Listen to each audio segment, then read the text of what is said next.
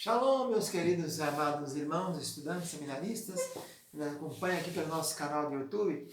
Aqui falamos de Lajinha Mina, do Centro de Cultura Bíblica Bereshit, que mantém 3 seminários: Seminário Tabernáculo, Bereshit e Faculdade Bereshit. Falamos na zona da Mata Mineira, Lajinha, Minas Gerais, aqui do sul do Capixaba. Sou pastor e professor Ilmar Satemeri Keller Kaiser, alemão da Gema. Meu pentavô chegou aqui, nós somos protestantes e aos 11 anos recebia batido com o Espírito Santo, então somos da linha carismática pentecostal. Estamos ministrando as aulas de Religiões Comparadas 3, do curso básico de teologia, que é um dos cursos que temos aqui. Temos também o curso intermediário e o curso bacharelado livre. E também curso superior do MEC, para quem quiser fazer através de um convênio que temos com a faculdade reconhecida pelo MEC. A aula de Religiões Comparadas 3, estamos tratando do Espiritismo. Na aula passada falamos sobre os fenômenos espíritas. E na aula de hoje falaremos sobre a mediunidade, o médium, né? Quem é o médium? Aquela pessoa que recebe, é como se fosse um líder, né? Na igreja cristã seria o pastor, na católica seria o padre. O médium é a pessoa que vai receber o espírito que vai se manifestar ali. Então, existem os médios especialistas em determinados fenômenos. Tem os médios sensitivos ou curadores, sonambúlicos, os pneumatógrafos, os psicógrafos, os polígrafos, os poliglotas, os científicos, os receitistas, os pintores, os de efeitos musicais e outros. E são várias maneiras conforme ele recebe o tipo de mensagem, o tipo de efeito que ele recebe, leva o nome, né? Os médios genuínos encontram-se mais entre os jovens do que entre os velhos, mais entre as mulheres do que os homens, mais entre os doentes dos nervos da cabeça do que os normais, né? E os equilibrados. As revelações anunciadas pelos médios como vinda de outro mundo não trazem algo novo, algum conhecimento sobre geometria, física, metapsíquica, apenas fala do que todos já sabemos, isto é, peculiaridades humanas. E isto foi o que falou Charles Richard no trabalho publicado em 1934 contra o Espiritismo, né? Então, para os espíritos, todos possuem um pouco de mediunidade. É preciso desenvolvê-la. Para o desenvolvimento dos médios, existem as chamadas sessões de desenvolvimento. O trabalho de preparação de um médium segue todas as regras para aprimoramento do reflexo condicionado. Não se fala que uma pessoa se converteu ao Espiritismo, mas que ingressou no Espiritismo e aceitou o compromisso com a sua doutrina. O espírito apenas pode iniciar-se na doutrina sem necessariamente desenvolver-se na mediunidade. E pode acontecer as duas coisas. Muitos são apenas membros, né? São membros da sessão. Outros são médiuns. Então, primeiramente, deverá descobrir se é médium escrevente, falante, audiente ou vidente. A primeira coisa que a pessoa, quando começa a observar essa tendência para a mediunidade, é saber se ele vai ser um médium que vai escrever, vai falar, vai ouvir ou vai ser apenas ter visões, né? Então, há um exercício feito na sessão de desenvolvimento para autossugestão e autossinalização. Quando a pessoa começa a ter visões ou premonições, acredita os espíritos que é um sinal para desenvolver a mediunidade. Para ser médium, tem que ter 3 coisas principais. Tem que ser um bom espírito, tem que estudar e praticar a caridade. Tem que ser bom espírito, estudar e praticar a caridade. Segundo Cavalcante, nos rituais espíritas aparecem 3 modalidades de comunicação com os espíritos: a prece, o passe e a manifestação mediúnica.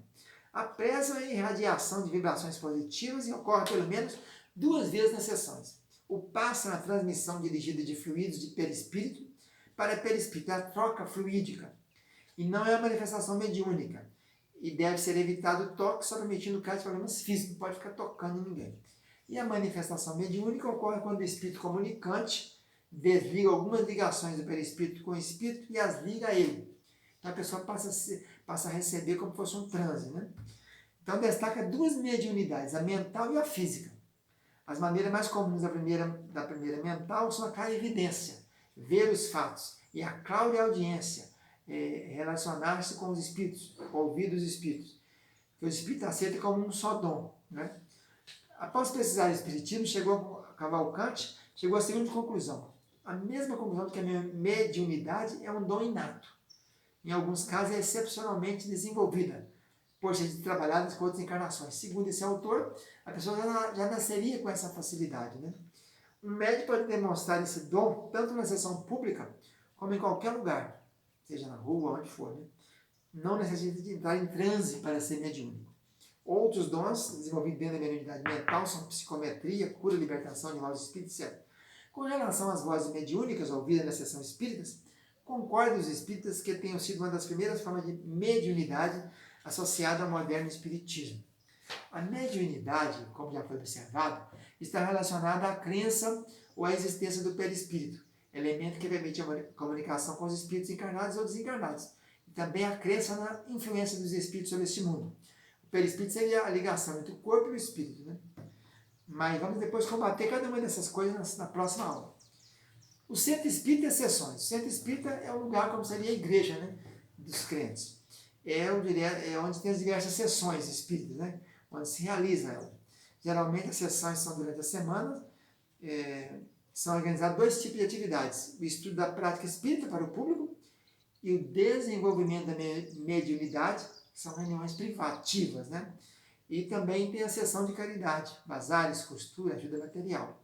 Geralmente tem no centro muita coisa, tem creche, tem livraria, né? Tem sala. Geralmente na sala do centro principal tem uma mesa coberta com a toalha branca e cadeira para todos. Os trabalhos são realmente feitos na penumbra, né, com a luz azul, pois creio que os fluidos se dispersam na claridade. Existe uma diretoria, as sessões têm diversos tipos, como tem sessão de caridade, sessão de estudo, sessão de doutrinação, sessão de crescimento, né, sessão de cura, sessão de intervenção, sessão de materialização. Então, as sessões são diversas. Essas de caridade são abertas ao público, né, onde tem a música suave, depois tem relatório, aí tem o trabalho, os irmãos sentam, olhos fechados, dão as mãos nos outros, simboliza a recepção espiritual, recitam as preces para atrair os espíritos, e aí então, quando dá a corrente, é dado o passe, feita a prece e ingerida a água fluidificada, com o objetivo de pacificar a mente, restaurar as energias. Sessão de estudo objetiva, então, orientar os recém-ingressados, né? Ensiná-los ou iniciá-los. E tem uma sessão também de materialização, quando os espíritos são incorporados, né? Não são abertos aos públicos. Nessa sessão, o espírito aparece, né? E a pessoa recebe, então, o espírito de alguém ou de outra pessoa. Sessão de cura, nós chamamos de operações espirituais, né? O mais famoso é o Chico Xavier de Uberaba, né? Que operava pelo espírito do Dr. Fritz, incorporava um espírito médico nele e fazia operações. Sessão de irradiação ou desobsessão, a prece é a parte principal. O objetivo é pensar em Jesus e, através dele, nas pessoas, expandir o lado emotivo. E a de desobsessão é o ponto alto das sessões, objetivando doutrinar os espíritos sofredores como suicidas, homicidas, malfeitores e outros. É uma sessão que corrige esses espíritos maus, né? Então, são essas aí as principais sessões realizadas no centro espírita, ou centro espírita. Eles não reconhecem a Bíblia como seu livro de fé e prática, mas acham que ela é autêntica, né? Até no ponto que eles interessam a eles, né? Leon Denis, que veio depois de Allan Kardec, negava a inspiração da Bíblia, afirmando ser de origem puramente humana. Só aceitava mesmo o decálogo. Isso, então, aí falamos hoje sobre as sessões espíritas e também falamos sobre a parte que nos fala sobre a mediunidade e as sessões espíritas. Vamos ficando por aqui, teremos ainda mais uma aula, quando iremos começar agora a mostrar as doutrinas espíritas e fazer a refutação de cada uma pela Bíblia Sagrada. Fica na paz, tchau, tchau.